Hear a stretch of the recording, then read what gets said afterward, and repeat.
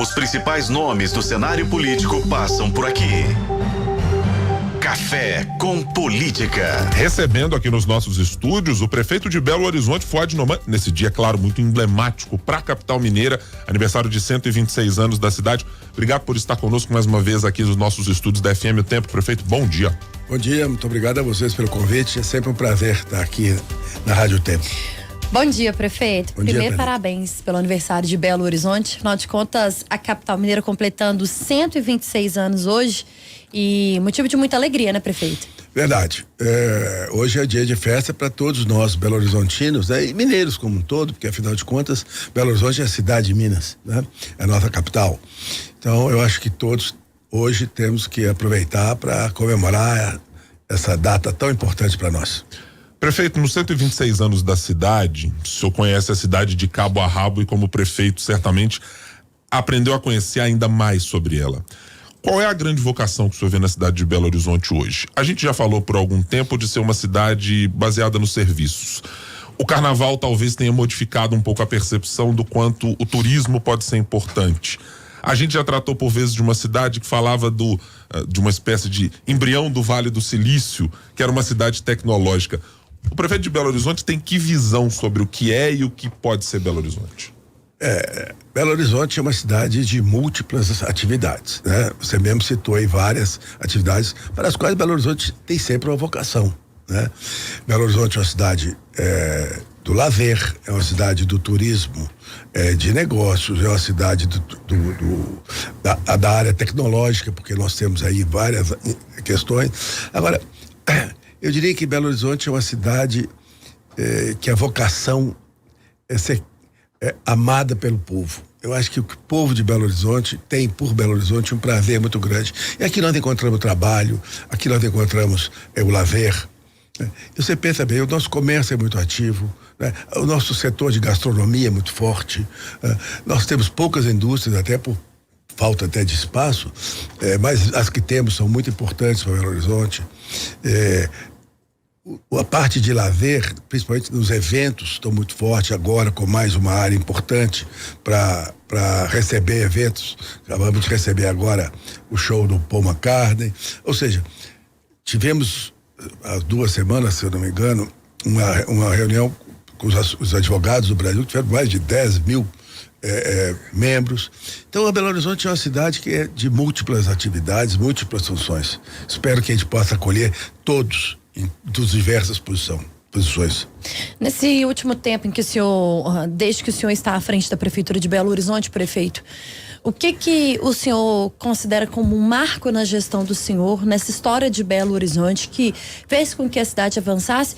E o que ainda o prefeito Fuad quer fazer por Belo Horizonte nesta temporada aí de aniversário, já que a gente pensa, né, sempre em renovação, em objetivos que podem ser alcançados ainda?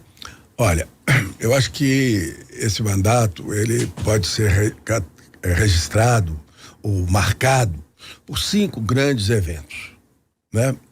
Primeiro, é o maior combate às enchentes da história de Belo Horizonte. Essa era uma obra que era para ser feita há mais de 20 anos, nós estamos resgatando essa história. Então, primeiro ponto importante, nós em breve teremos 100% das obras concluídas, vai ser uma grande redução de enchentes. Segundo, nós temos o maior programa de combate à erosão nas encostas de Belo Horizonte. O risco geológico está sendo eliminado das encostas de Belo Horizonte. 3, estamos fazendo um grande programa de mobilidade urbana, corrigindo todos os defeitos de diversos corredores. Basicamente, o corredor da Cristiano Machado, que nós temos 3 grandes viadutos, 2 já em andamento, um terceiro com um projeto bem avançado, na Valdomiro Lobo, na Sebastião de Brito. Obras que vão reduzir em mais de 20 minutos o tempo de transporte do trabalhador, por exemplo, do Morro Alto para o centro da cidade. Estamos com um projeto para terminar agora, o projeto para começar a obra, se possível, ano que vem, no corredor da Amazonas. Nós sabemos como o corredor da Amazonas é problemático. Então, uma obra, um empréstimo de 100 milhões de dólares do Banco Mundial, que faz uma conjugação do corredor da Amazonas com a parte do Cabana, a urbanização do Cabana. 4, nós temos o maior programa de recuperação de postos de saúde e de escolas da história de Belo Horizonte. Né? Esse não é um projeto que começou agora, é um projeto mais antigo, que vem desde o tempo do prefeito Márcio Lacerda, mas que ele, de fato, foi implantado no governo Calil e nós estamos concluindo esse projeto. Eu acho que é um projeto, no caso das escolas, já bem avançado, já quase todo concluído, no caso dos postos de saúde, bem avançado. 5, o maior plano de revigoração do centro de Belo Horizonte. O centro de Belo Horizonte sempre foi a joia da cidade. A gente saía dos bairros e ia para a cidade, como a gente falava naquela época. Hoje o centro também é abandonado. As praças estão acabadas. Nós estamos fazendo um grande programa de recuperação do centro de Belo Horizonte. Praça da Estação, Praça do Papa, Praça da Rodoviária, Parque Municipal, Avenida Afonso Pena, que é o nosso ícone. Nós estamos trabalhando fortemente para recuperar. Vamos fazer um programa de retrofit dos prédios do centro de Belo Horizonte, ou seja, nós queremos trazer pessoas para morar no centro de Belo Horizonte. Todos esses trabalhos voltados para atender as necessidades da população, para atender o povo de Belo Horizonte, que é tão necessitado de serviços públicos. Com essa quantidade de empreendimentos e de conceitos que o senhor apresentou, prefeito, eu vou tatear aqui na realidade em relação ao orçamento. Claro. Temos nesse orçamento aprovado pela Câmara Municipal ontem, para 2024, um déficit na casa dos 183 milhões de reais. Algo nisso preocupa do ponto de vista de não ser possível concluir algumas dessas obras ou dessas intenções que o senhor apresentou, e como fazer recomposição desse recurso que o senhor inclusive já mencionou numa entrevista. Olha, a gente tem algumas possibilidades ao longo do ano para tentar recompor essa receita.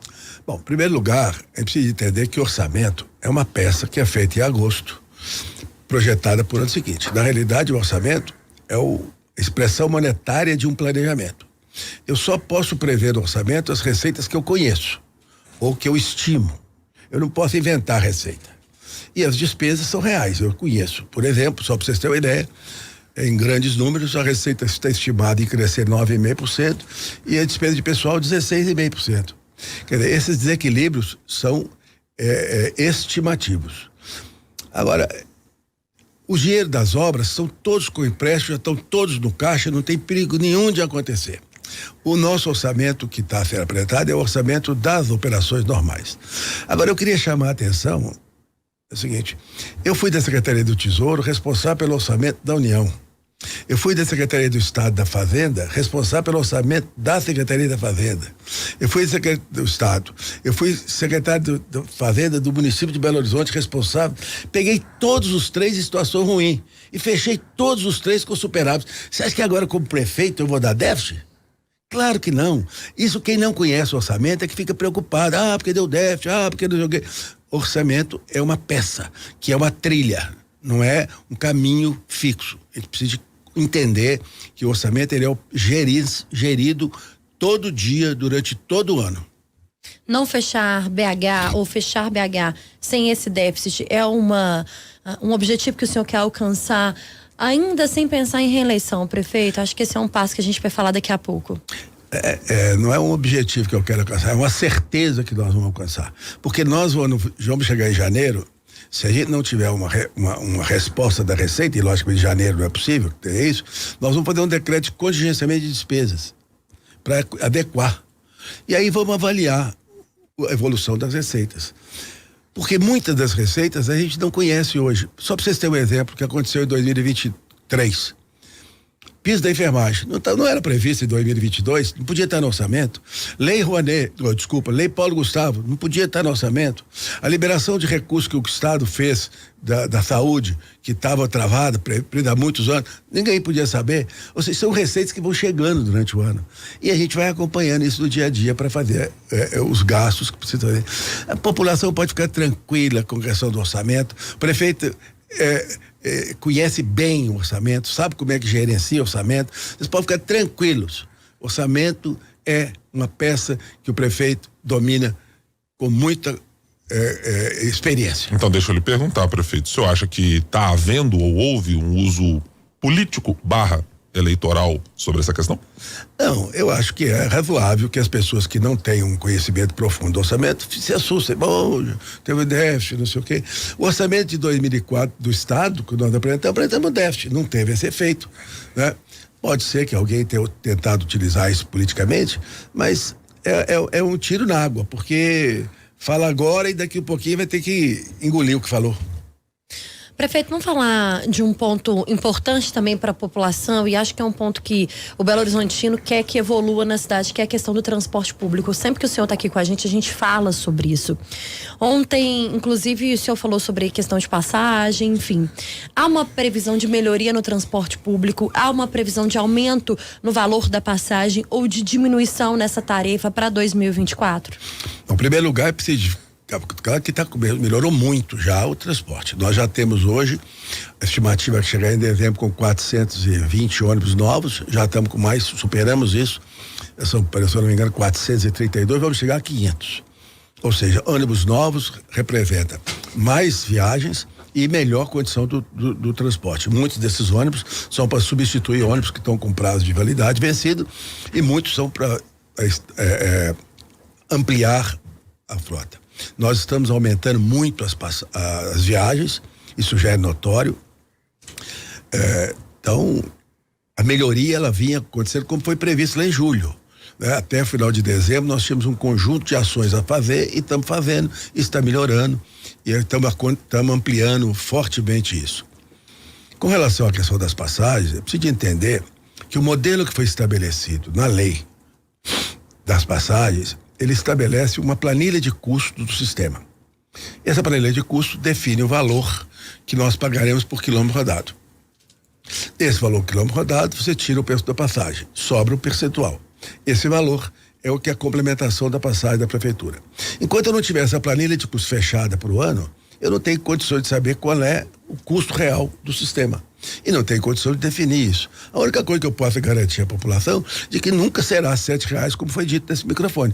Jamais nós vamos fazer um momento desse, nós somos loucos. Quando essa revisão deve acontecer, prefeito, para que o Belo Horizontino saiba disso? Nós agora em dezembro fechamos a conta até novembro, já está sendo feito, e fazemos uma projeção de dezembro. Então isso até o final do mês nós devemos ter isso definido. O volume do subsídio que foi empenhado nos últimos 2 anos para a cidade é, digamos, o teto limite que a prefeitura pode pagar e que tem condições financeiras de fazer, ou se necessário for, dadas as condições de planilha, de gastos das empresas, pode ser necessário ter que fazer um aporte maior? Pode ser necessário fazer um aporte maior. Nós vamos verificar a capacidade orçamentária de fazer isso, né? Se tiver capacidade orçamentária, nós vamos fazer. Se não tiver, a gente vai ter que rever como é que nós vamos enfrentar essa questão. Então não existe limite, não existe teto. Por quê? Porque os custos do sistema de transporte oscilam diretamente, né? Nós tivemos no ano passado um crescimento grande do diesel, esse ano já tivemos, agora no final do ano já tivemos uma redução do diesel. Mas por outro lado tivemos um aumento de veículos, os veículos aumentaram muito o preço, o valor do salário, tudo isso tem que ser medido e pesado. Perfeito, também queria saber a respeito de obras. Afinal de contas, o senhor tem ido muito ao governo federal em busca de recursos. Já foi em busca de recursos para o Granja Werneck, tem os recursos, evidentemente, do Carlos Prates. O governo federal está em meio a uma discussão muito séria para o ano de 2024 sobre como fazer um déficit zero. O senhor crê que isso vai impactar numa dificuldade de Belo Horizonte receber recursos da União, dado o cenário nacional fiscal apontado nesse momento no Congresso? Eu não acredito, não. Eu acredito que o PAC é para valer, né? Os recursos que estão colocados do PAC é para valer. Por exemplo, nós temos já definidos a questão dos recursos do anel rodoviário para fazer os viadutos. Vamos fazer essas obras de acordo com os projetos. Temos 2 projetos já aprovados, com 62 bilhões, um pouquinho mais, já aprovados, já reservados, que não tem problema, já está no orçamento. Então essa é a primeira obra que nós vamos fazer. Nós estamos apresentando mais 2 projetos, da Amazonas e da Antônio Carlos, esse vai ficar para o ano que vem, e o compromisso é, à medida que o projeto seja apresentado e aprovado, os recursos serão liberados.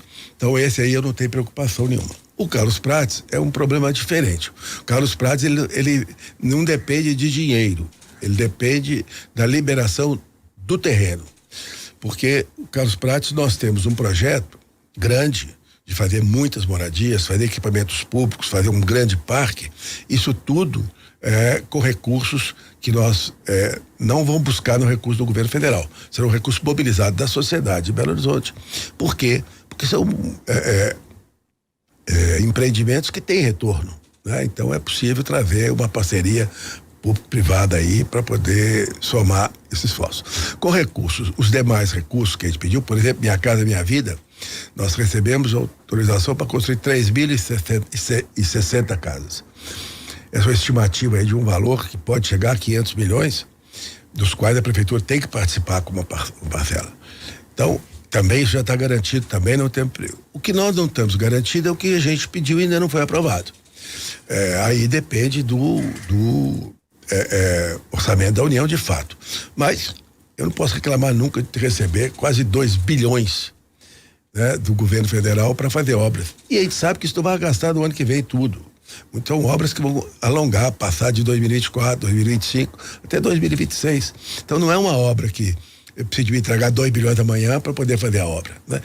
Amanhã ele vai me entregar 62 milhões para uma, 100 milhões para outra. E aí nós vamos. Eu acredito muito que o projeto é um projeto sério, o PAC é um projeto, como foi dos outros, de realização de obras no Brasil, e Belo Horizonte está muito bem contemplado. O senhor acredita, então, que o governo federal tem olhado para Belo Horizonte como deveria, prefeito? Olha, essa foi a promessa que o presidente Lula fez para mim quando me pediu que participasse da campanha dele. Ele disse assim: eu não vou te prometer nada. Eu vou garantir, só vou te prometer que Belo Horizonte vai ser olhado com respeito, com atenção. Isso nós estamos fazendo. Eu, nesse ano, já falei com mais de 10 ministros, já recebi aqui outros 10 em Belo Horizonte, todos eles com o olhar para as nossas necessidades, para os nossos problemas. Nós temos que entender claramente as dificuldades que o governo federal tem como um todo. E não podemos imaginar que Belo Horizonte é a única cidade do Brasil que vai ser contemplada, né? Mas estamos muito bem atendidos. O que o senhor atribui, prefeito, essa diferença nessa relação da Prefeitura de Belo Horizonte com o governo federal e do governo do estado com o governo federal? Ao contrário do senhor, quando o representante do governo do estado senta aqui nesse microfone, a gente ouve reclamações em relação à relação de Minas com o governo federal.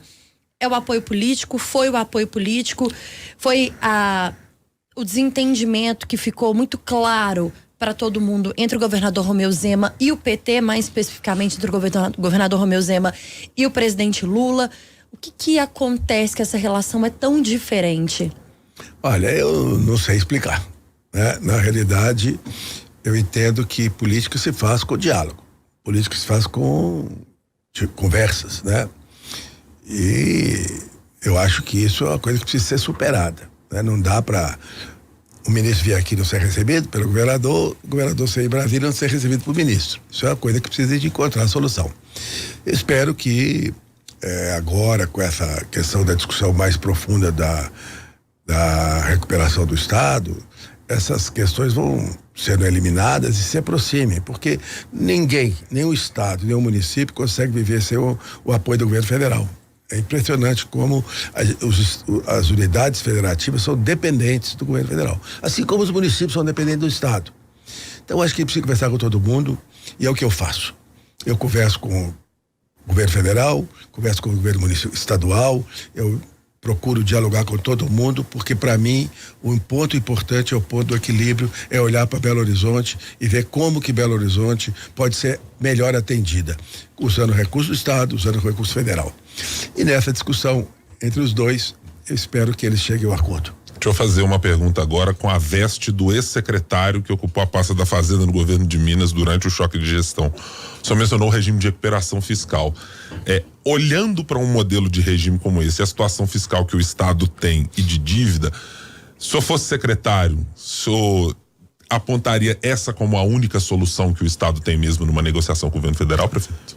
Bom, em primeiro lugar, eu preciso dizer que não se faz ilações a respeito de questões fiscais dessa magnitude sem conhecer profundamente as questões. Eu não conheço a situação nem da arrecadação do Estado, nem da dívida do Estado, não tenho essa informação. Então, qualquer informação que eu der aqui é de ouvir dizer, né? Então, eu prefiro não comentar. Eu só acredito o seguinte: não existe nas finanças públicas um único caminho para nada, né? Não existe. E não existe mágica, né? Eu lembro que quando eu assumi a Secretaria da Fazenda do Estado, com a situação muito ruim, um repórter me perguntou: qual é o coelho que o senhor vai tirar da cartola? E eu disse para ele: em finanças públicas não se tira coelho de cartola, cumpre-se a lei, né?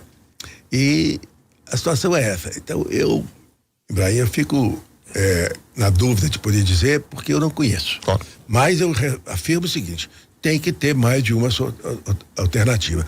Com certeza terá 1, 2, 3 alternativas. Precisa sentar e discutir e negociar.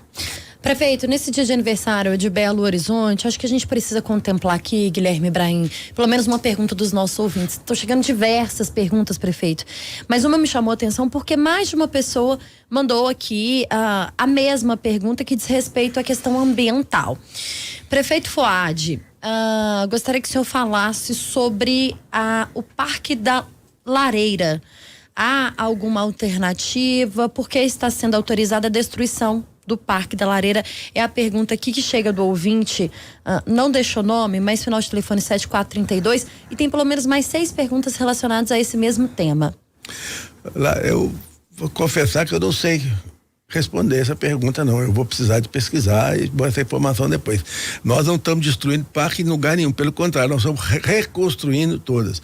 Nós temos mais de 1000 praças de Belo Horizonte, já fizemos mais de 150 recuperação e estamos procurando fazer. Agora, essa questão do Parque da Lareira, eu quero entender o que é, porque de fato eu vou verificar com o meio ambiente para saber o que está acontecendo e te dou essa resposta depois. Então a gente vai cobrar o prefeito para os nossos ouvintes aqui e o senhor volta, viu, prefeito? Já está fazendo um sinal para a equipe dele aqui para poder anotar essa pergunta. Acho que isso é importante, prefeito. Claro. Assumir também que precisa entender um pouco o assunto e pesquisar, até para que o senhor não faça promessas ou dê uma resposta aqui, de fato, que depois não pode ser cumprido pela prefeitura. Nós estamos conversando, gente, nesse dia de 126 anos de Belo Horizonte, com o prefeito da capital mineira, Fuad Noman. No Café com Política, hora do bate-pronto. É aquela hora super saborosa e boa aqui do nosso programa, prefeito. Então vamos à primeira pergunta. Reajuste de 8,04% para os servidores. É o máximo que a prefeitura pode dar na negociação? Para ser sincero, foi mais do que o máximo, né? A gente tinha feito umas contas de fazer o reajuste desde 2017 até 2023 da correção monetária plena, corrigir e poder chegar. Mas chegamos à conclusão de que é possível antecipar um pouco a inflação do ano que vem e por isso que nós fizemos. Então eu espero que a gente consiga pagar sem problema, e vamos pagar, não tem problema, não fazemos promessa que a gente não consegue cumprir. E os funcionários acabaram concordando, e eu achei muito interessante, porque é uma negociação importante, para que os funcionários saibam que tem um salário e vão receber no final do mês. O pior dos mundos é prometer e não pagar. O Fuad Noman tem um apoio integral do PSD para a sua candidatura à reeleição, prefeito? Olha, eu acredito que sim, porque todas as lideranças do partido têm me apoiado, né? Têm acertado com isso sem problema nenhum. Um ou outro membro do partido, às vezes, tem alguma opinião contrária, mas o partido como um todo não tem nenhuma preocupação. O transporte público é o maior problema de Fuad para 2024? O maior problema para 2024, para mim, é concluir as obras como um todo, né? O transporte público, eu acho que vai ter uma melhoria já está tendo uma melhoria muito grande, e nós vamos ter um 2024 muito melhor que 23. Logicamente que transporte público é um problema grande do mundo inteiro, mas eu acho que nós temos um problema mais sério: morador de rua, obras que precisam acabar, então tem muita coisa para fazer. Transporte, eu acho que nós estamos superando. Os principais nomes do cenário político passam por aqui. Café com Política.